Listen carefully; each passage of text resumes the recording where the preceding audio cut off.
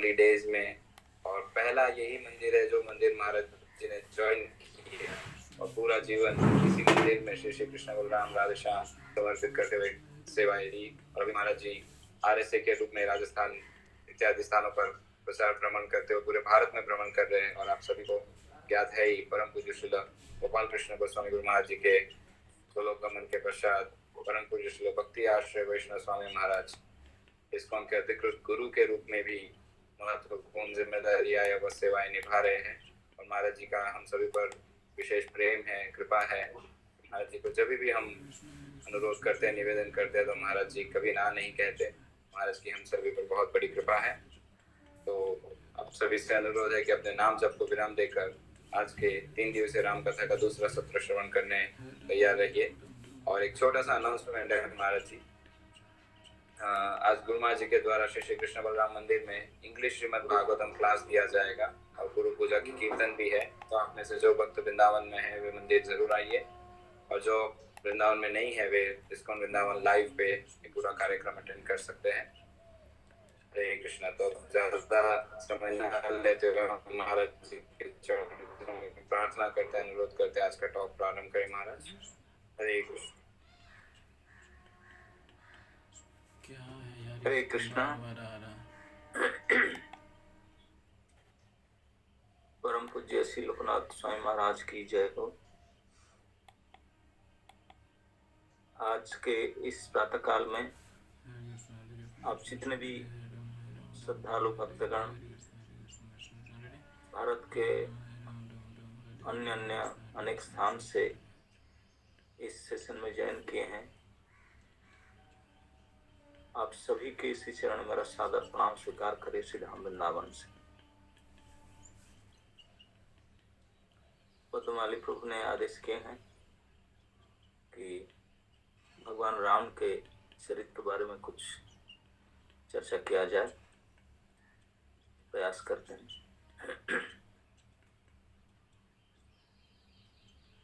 जय श्री राम। भगवान राम के चरित्र, जिसे मैं हमेशा कहता हूँ कि इस भारतवर्ष के क्या संपूर्ण विश्व के सबसे ज्यादा जन जन में समाहित चरित्र है। भगवान राम के चरित्र अनेक शिक्षाओं से भरे हुए हैं। इसलिए कहा गया कि भगवान राम के चरित्र श्रवण करने से मनुष्य मनुष्य बन सकता है, मानवता प्राप्त कर सकता है। भगवान राम हर एक चीज में आदर्श थे, जो भी रोल भगवान ने निभाए उसमें आदर्श थे। भगवान जब राजा के रूप में दशरथ के द्वारा निरूपित किया गए, उनको राजकुमार के पद पर अभिषिक्त करने वाला ही थे। तो आप जानते हैं उसी दिन उनका अभिषेक न होकर के वनवास जाने के लिए डिसाइड हुआ। उसका कारण था मंथरा। ये रामायण में वर्णित है कि कैकेयी देवी दशरथ महाराज के 3 पत्नियों से, जो द्वितीय पत्नी कैकेयी देवी थी, उन्होंने अपने पुत्र से भी ज्यादा प्रेम करते थे भगवान राम को, और राम भी अपने मां से ज्यादा प्रेम करते थे कैकेयी देवी को। तो फिर भी इतने और जब मंथरा ने आकर के बताया तो कैकेयी देवी प्रसन्न होकर के अपने कंठहार उनको गिफ्ट में दिए। लेकिन ये सीखने के बात है, चाहे कितने भी भगवान के प्रति ममता हो, भक्ति करते हैं, सब कुछ अच्छे हैं, लेकिन जो दुसंग है वो इतने ही प्रभावी है। मंथरा भगवान की राज्याभिषेक का तैयारी को देख करके सहन नहीं कर पाया। जो कपटी होते हैं, दुराचारी होते हैं और दूसरे को अवगुण को देखने वाले हैं, उनको अच्छे चीज डाइजेस्ट नहीं होता, सहन नहीं कर पाते, तो आकर के अपने पूरी चाल कैकेयी के ऊपर चलाई, सफल नहीं हो पा रही थी, क्योंकि वो पुरस्कार प्राप्त कितने प्रकार से हाई डोज दे करके उन्हें कन्विंस कराई कैकेयी माता को, और अंततः सफल हो पाई।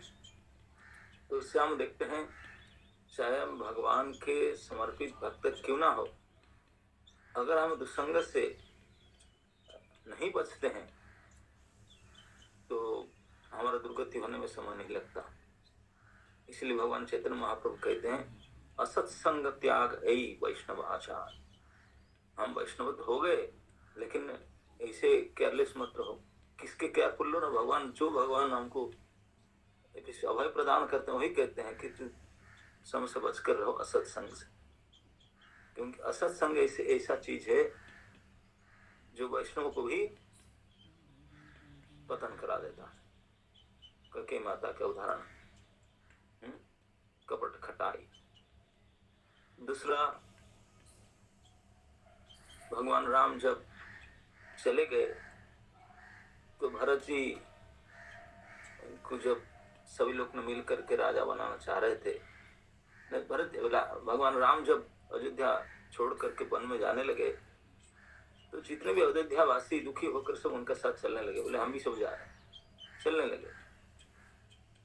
और इसमें और एक बात देखते हैं कि भगवान राम तो भगवान है, तो सर्वज्ञ सब जानते हैं, उन्होंने ये राजा का पोस्ट पोजीशन को छोड़ करके पितृ आज्ञा के पालन करने के लिए वन में जाने के लिए स्वीकार किया।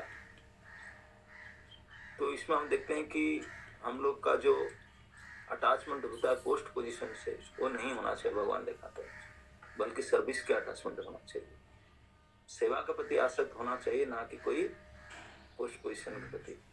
नाम देखा कि इसमें हट करके उनमें आदर्श पालन करने के लिए वन में गए। जब वन में गए तो उनके साथ अयोध्यावासी सब चल पड़े, स्त्रियों को छोड़ करके सादे पुरुष बच्चे सब चलने लगे, बोले हम सब जाएंगे, और गए। ये भी उनका बहुत बड़े त्याग दिखाता है कि अयोध्यावासियों का भगवान के राम के प्रति कितने स्नेह ममता था। उन्होंने देख गए, लेकिन रास्ते में भगवान ने जो रात में विश्राम किए, सीक्वेंस में रोज अलग श्लोक, आज 9-10-2 और 9-10-2 रोज अलग है, सोते ही रह गए और भगवान राम उठ के चले गए उनको छोड़ करके। तो इसलिए अगर आराम चाहेंगे तो आराम नहीं मिलेंगे। भक्त होने के भगवान के साथ में थे, घर द्वार छोड़कर वैराग्य भाव से लेकर भगवान के साथ में चल पड़े थे, लेकिन फिर भी कितने हाई अलर्ट रहना चाहिए। अगर आलसी होंगे, भोग प्राण होंगे, आराम चाहेंगे तो प्रभु छूट जाएंगे। तो इसलिए हम हमेशा सतर्क रहना चाहिए। दूसरा, ऐसे भगवान जब जाते हैं, मिलते हैं माता कौशल्या से और सीता से, लक्ष्मण से, सब उनसे जो जो वार्ताव होता है, हर एक वार्ताव में अनेक महत्वपूर्ण शिक्षाएं भरी पड़ी है। लेकिन ये बात अब अनेक बार सुन चुके हैं। मैं आज आपको एक छोटा सा, क्योंकि केवल शिक्षा बोलने से कोई सुनेंगे नहीं, थोड़ी बहुत कथा भी होना चाहिए।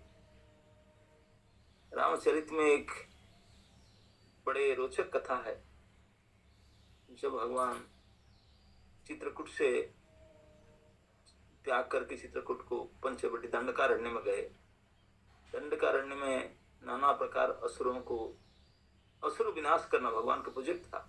हम लोग के हमारे अंदर जो असुरी गुण है उसको नाश करने के लिए हमेशा तैयार रहना चाहिए। जरूरत पड़े जंगल में जाना चाहिए, कष्ट उठाना चाहिए, अपना अंदर दुर्गुण को निकालने को। भगवान असुर विनाश के लिए जंगल में गए, और जो दंडकारण्य में घूमते घूमते कई प्रकार विराट से मिले और कई ऋषि मुनि से मिले, अंततः अगस्त ऋषि में मिले। इससे उन्होंने फिर उनको सुझाव दिएगा पंचवटी में जाकर के। तो भगवान पंचवटी गए, गोदावरी के तट पर। उनको बताए थे एक आज वो पेड़ है पांच बट वृक्ष, पंचवटी इसलिए कहते हैं। उसके नीचे काला राम मंदिर बड़ा प्रसिद्ध है नासिक में। वहां भगवान राम ने पर्ण कुटीर बनाए, बना करके सीताराम लक्ष्मण वही रहे गोदावरी तट पर पर्ण कुटीर में। बड़े सुंदर वातावरण था, जंगल था, क्योंकि वो जनस्थान था। उस जनस्थान के रूप प्रसिद्ध, क्योंकि राक्षसी के जोन में आता था, राक्षसों का इलाका था। लेकिन बड़े सुंदर नासिक जो आज भी गोदावरी के प्राकट स्थल, वहां पे भगवान रहे। गोदावरी स्नान करके एक दिन आ करके अपने पर्ण कुटीर में सीता जी के साथ में राम और लक्ष्मण दोनों बैठे थे और कुछ आलोचना कर रहे थे ज्ञान भक्ति वैराग्य के बारे में। ऐसे बातचीत कर रहे थे, हठात एक राक्षसी प्रकट हुई। ऐसे बताया जाता है कि जो धर्म ज्ञान शून्य कामांध स्त्री होते हैं, उन लोग के लिए लज्जा शर्म तो कुछ होता ही नहीं। उन लोग ने अपने काम के प्रभाव से इतने नीचे तक चले जाते हैं कि उन्होंने अपने को संभाल नहीं पाते हैं। सामने अपने चाहे पिता हो, चाहे पुत्र हो, चाहे भाई हो, चाहे कोई बांधव हो, उनको भी देख करके अपने मन को संभाल नहीं पाते हैं, विकल हो जाते हैं। जिस प्रकार कोई सूर्यकांत मणि सूर्य को देख करके अपने को रोक नहीं पाता, पिघलना शुरू हो जाता है। तो इसी मन को रोकना कामांध धर्म ज्ञान शून्य इस प्रकार की स्त्री के लिए असंभव है।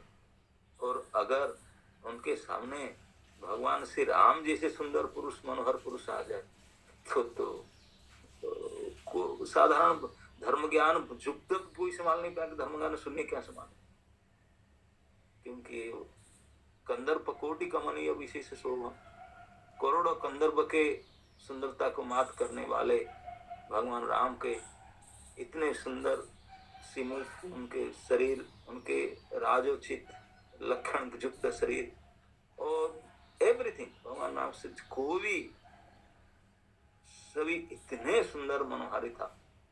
तो नेचुरल कोई भी, मैं बोलता हूँ धर्म ज्ञान युक्त भी वो भी नहीं संभाल सके। वो बेचारी धर्म ज्ञान शून्य कामांध थी, राक्षसी थी और कहीं संभाल पाएंगे। तो उन्हें निर्लज्ज होकर के गई और जाकर के सीधा, सीता भी बैठी थी, लक्ष्मण भी बैठे थे, बातचीत हो रहा था पर्ण कुटीर में, वो सीधा उनके पास चली गई। देखते हुए जाकर के भगवान राम को बोलने लगी, बोलने की लगता है कि विधाता ने मेरे लिए आपको बनाया क्योंकि मेरे जैसे सुंदर स्त्री और आप जैसे सुंदर पुरुष विधाता ने यही जोड़ी बनाया। बोले मैं हजारों साल से ढूंढ रही हूँ मेरे लिए उचित कैंडिडेट, मेरे जैसे सुंदरी कोई मिल नहीं रहे थे, अभी आप ही मिले। एक्चुअली उनका नाम सुपर्णखा था, आपने परिचय बताया। मैं कभी कभी सुपर्णखा बोलते, सुपर्णाका। सुपर मतलब सबसे अच्छा, नाक उनका था, लेकिन वास्तविकता नाक नहीं, नाक तो होगा ही, लेकिन उनका नख था। सुपर्णखा का शब्द होता है सूप, जैसे सूप जानते ना, ये करता है ना सूप, सूप जैसा उनका नाखून था, इसलिए सुपर्णखा, सुपर्णखा, सूप जैसा उनका नाखून था।